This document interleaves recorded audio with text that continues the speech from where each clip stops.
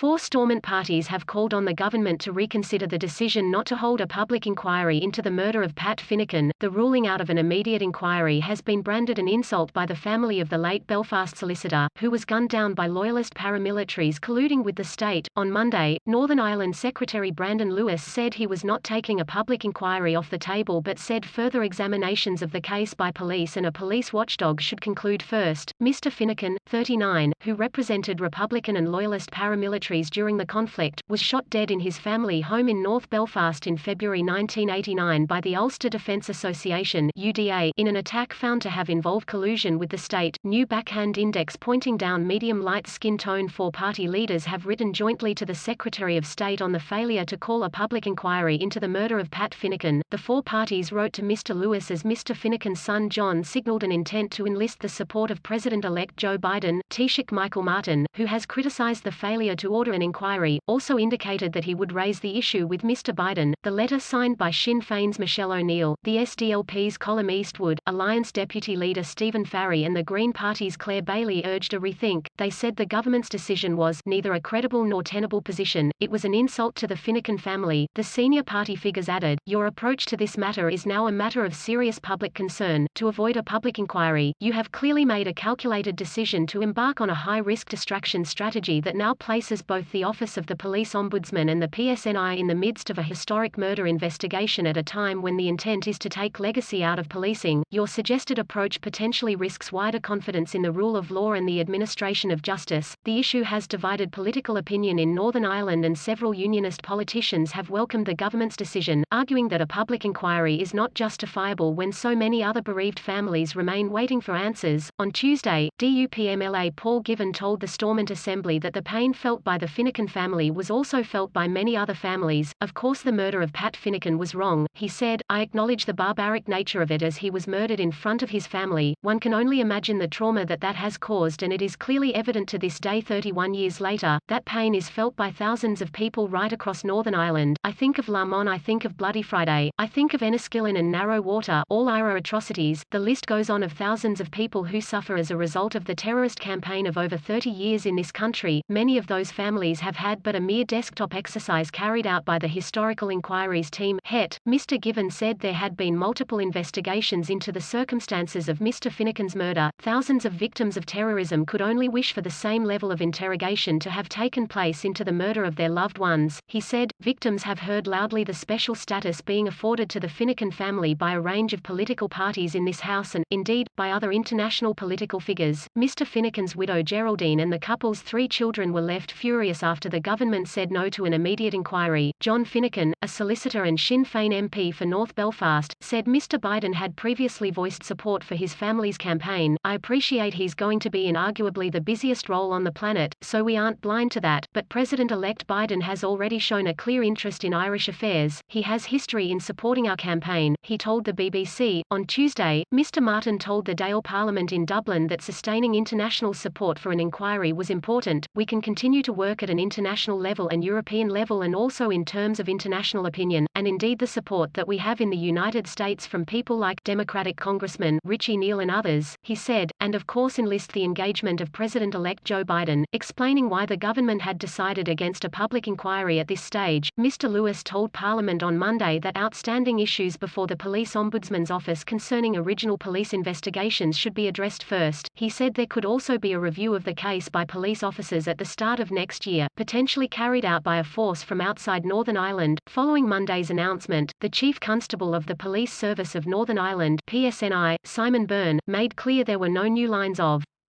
inquiry in the case. The police ombudsman has said the Finucane case is not currently central to its workload and resources would dictate when it could shift focus onto that investigation. Last year, the Supreme Court said all previous examinations of the death had not been compliant with human rights standards. The Supreme Court acknowledged Mrs. Finucane had been given an unequivocal undertaking by the government following the 2001 Western Park Agreement with the Irish government that there would be a public inquiry into the murder, but the judges found that the government had been justified in later deciding deciding against holding one, the court said it was up to the government to decide what form of investigation was now required, if one was feasible. Amid an almost 2-year government delay in responding to the judgment, Mrs. Finucane took fresh judicial review proceedings against the state. Monday's announcement by Mr. Lewis represented the government's formal response to the Supreme Court's ruling.